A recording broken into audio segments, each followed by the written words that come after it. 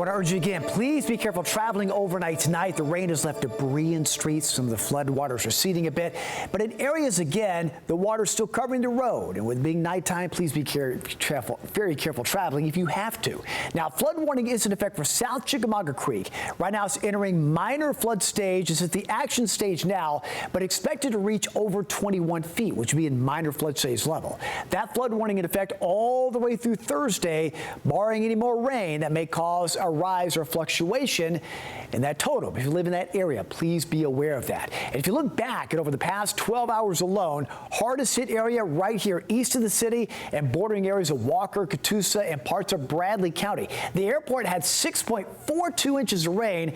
That shatters the daily record that it was only about 1.93 inches of rain. So we far surpassed that. But in some other areas, it was even more than that. Take a look at this. Over 6 inches of rain near the airport and these areas hardest hit by the flash flooding. Over 6.5 here around the I-24 area near East Ridge. Other areas at or just above 5 inches. The areas bordering that easily 3 to 4 inches, which is far enough to cause flash flooding. And that's why these warnings remain in effect. It'll be in effect till just around midnight.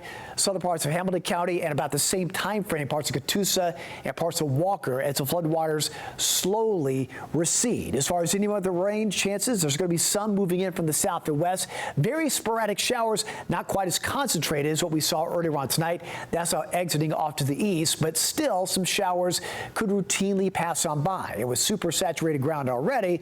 It's just going to sort of aggravate some of the flooding situation.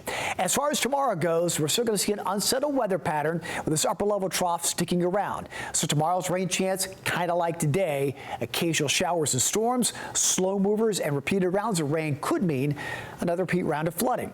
High-res model overnight shows, again, very sporadic showers around, so a little bit of a break. But first thing in the morning, it does indicate some showers could be around for the morning commute time. And then also late morning, banding of showers and storms setting up. Maybe not in the exact same spots as today, but still nevertheless could lead to some areas of flooding if it moves slow enough.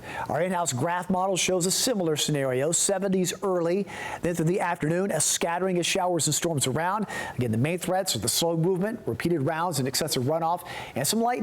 Temperatures will make it back to the mid-80s, a little more embedded sunshine, a little higher than today, and the showers will eventually fade out during the evening hours. Eventually, through the week, chance for showers and storms drops off, and temperatures start to jump up. So your forecast track for tomorrow has high temperatures mid-80s, a little sun through the clouds at times, but please be aware of heavy downpours and the risk again for some flash flooding in spots where you get repeated rounds of heavy rain. We'll finally get a break from these afternoon showers gradually Thursday, Friday. As a result, it gets hotter. High temperatures, low to mid-90s, and very humid over the weekend. All right, David, thanks so much. There's a big